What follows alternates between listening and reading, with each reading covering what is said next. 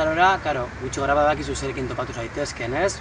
Izenburuak berak esaten du, hau eta hau ikasiko dugu. Eta gertu ginen, 10 lagun neska mutileko talde txiki bat, baina oso heterogenea. Ez alde batetik bagunden irakasleak, beste alde batetik zeuden gizarte zitzaileak, eta bai zeuden sexologian adituak edo sexologiaren inguruan gehiago zekiten ikasleak. Eta hori zen super aberasgarria. Batez be, ikastaroren inguruan aberasgarriena izan zen hori taldea. Taldean sortzen ziren eztabaidak, ez? Bakoitzaren ikuspuntuak eta nahiz eta hori zen kuriosoa, nahiz eta denak izan gazteak, denak izan igual ideologia edo pentsatzeko modu berdinekoak, gai askotan talka egiten genuen, ez? Iritzietan.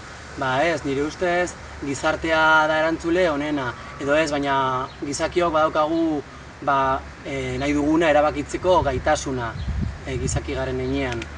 Eta hortze sortzen ziren, hasieratik amaiera arte eztabaida hori, ez?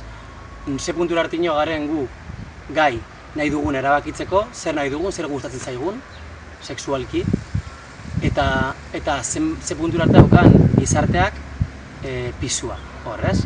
Non kokatzen garen gu hor, non kokatzen diren beste pertsonak, non kokatzen ditugun beste pertsonak, eta gero joan ginen gehiago sakontzen sexualitatearen alorrean. Etorri ziren maiz sexologia zentrotik Gasteiztik hizlariak, eta hauen artean zegoen aniztasun funtzionala zeukan edo den pertsona bat, bai? Eta hori izan zen basikoa ikastaroan, bere esperientziak entzutea eta berarekin konpartitzea gure iritziak eta berak bere bibentziak, ez?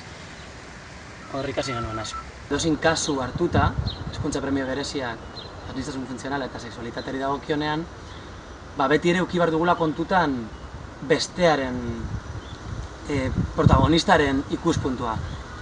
Hau da, empatia hori.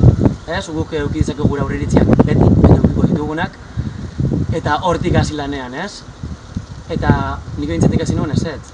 Hasi barra lanean, pertsona horrekin bere ikuspuntutik, berak jasan duen egoeratik, bere bizi esperientziatik, eta bere nahietatik, ez nik zuzenak deritzudan nahietatik.